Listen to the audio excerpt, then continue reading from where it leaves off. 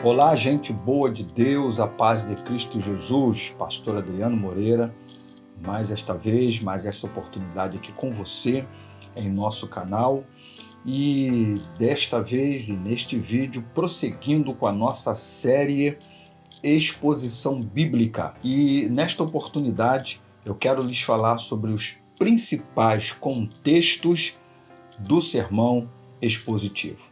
Todavia, eu não posso deixar de convidar você a se inscrever em nosso canal, a curtir, principalmente curtir, comentar, compartilhar e nos seguir em nossas redes sociais, Instagram, Facebook, Twitter, e nos permitir chegar em muitas outras casas, lares, pessoas, enfim, a muitos outros corações, mentes e vidas. Então, vem comigo para aprendermos um pouco sobre contextos principais do sermão expositivo.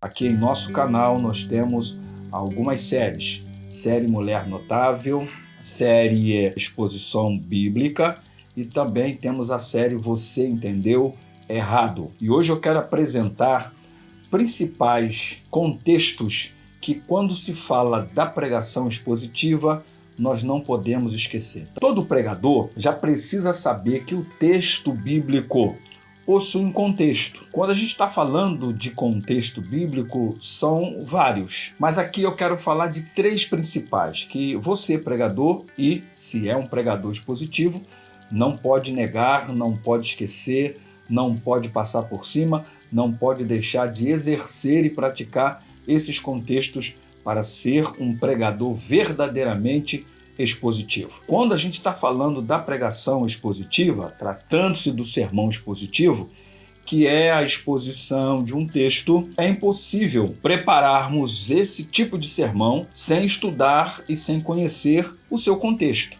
É importante se entender que quando nós estamos falando de expor um texto, é o contrário de impor.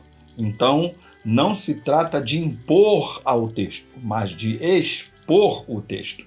E, infelizmente, e é triste dizer isso, como pastor, como pregador, como professor, que é o que mais nós temos visto hoje nos púlpitos das igrejas no Brasil, talvez em outros países também, em alguns casos, possa acontecer, mas a gente vê com muita constância aqui no nosso solo brasileiro, são imposições no texto e não exposição de textos. Quando nós estamos falando dos contextos para a interpretação do texto bíblico, três deles são principais. Primeiro, contexto. Chama-se contexto histórico. Contexto histórico é aquele contexto que vai apresentar quem é o autor daquele texto, quem é aquele a quem Deus inspirou para escrever, qual é o destinatário, ou seja, para quem aquele autor primário escreveu, por que escreveu, qual foi a situação, a ocasião, a situação que estava acontecendo, ou seja, dentro da ocasião vai se mostrar o motivo pelo qual foi escrito aquele texto, mas automaticamente no se escrever aquele texto, qual o propósito naquele texto. Deixa eu dar um exemplo rápido aqui. A primeira carta do apóstolo Paulo à igreja de Corinto. Quando você, por exemplo, chega nessa carta, você primeiro vai saber quem foi que escreveu, foi o apóstolo Paulo, vai saber onde o apóstolo Paulo estava, por isso que precisou escrever, vai saber que escreveu para a igreja de Corinto, então sabe quais são os destinatários, vai saber de alguns problemas que estavam acontecendo, ou seja, a motivação, a razão. Naquela igreja estava acontecendo um incesto, naquela igreja estava acontecendo a imoralidade, naquela igreja estava acontecendo desordem no culto. Aí você vai saber das motivações. E quando o apóstolo escreve, você sabe o propósito. Para o propósito, orientar, organizar e permitir que as coisas ali pudessem de verdade chegar ao seu devido lugar. Então, o primeiro contexto que o pregador no sermão expositivo precisa abordar, estudar, chama-se contexto histórico. Ele vai mostrar o autor, destinatário, ocasião, motivo e propósito daquele texto para que se entenda o que foi dito lá, para que se entenda o que pode ser dito cá. Segundo tipo de contexto para um sermão expositivo chama-se o contexto imediato. Tem a ver com versículos anteriores e posteriores, capítulo anterior e posterior. Isso chama-se contexto imediato, onde o pregador precisa observar o texto em si, como eu já disse, o que vem antes, o que vem depois, precisa observar o gênero literário do texto. É uma poesia, é uma profecia, é uma literatura apocalíptica, é uma biografia. Que literatura é? Automaticamente precisa perceber o que está sendo dito, frases, palavras, termos repetitivos naquele texto. Por exemplo, você pega alguns livros e você vai encontrar frases que elas são repetidas. Senhor dos Exércitos, no livro do profeta Jeremias, Santo de Israel, no livro do profeta Isaías, o termo Senhor, na primeira carta de Paulo aos Coríntios, glória e celestiais ou celeste, na carta de Paulo aos Efésios. Então, eu posso dar aqui um exemplo, a carta aos Hebreus, no capítulo 11. Por exemplo, lá se perceberá a palavra fé sendo repetida desde o primeiro verso. Então, é ali o capítulo da fé, que vai se repetindo e vai se falando de vários personagens que venceram e vários personagens que morreram por conta da fé. Então, isso chama-se contexto imediato. É observar o texto em si e perceber o que o texto está mostrando e entender seu gênero, entender palavras repetidas, termos repetidos, entender o que vem antes, o que vem depois, para entender tudo à luz do contexto, para não se fazer um texto fora do seu contexto. E por último, é um contexto importantíssimo num sermão expositivo,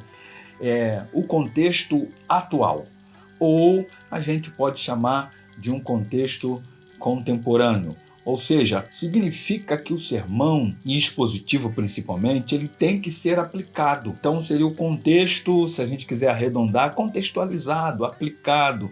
Ou seja, nós, quando estamos pregando a palavra do Senhor, ela tem que ser aplicada aos corações, ela tem que ser aplicada aos seus ouvintes. E esse é um contexto que não pode ser ignorado. Qual o tema que está sendo pregado? Isso é a aplicação do sermão. No sermão expositivo, em vídeos anteriores, nós já falamos aqui nesse canal de que é leitura do texto, explicação do texto e aplicação do texto. Então, na hora da aplicação, tem que ser respeitado e observado qual o contexto em que está sendo aplicado aquela mensagem.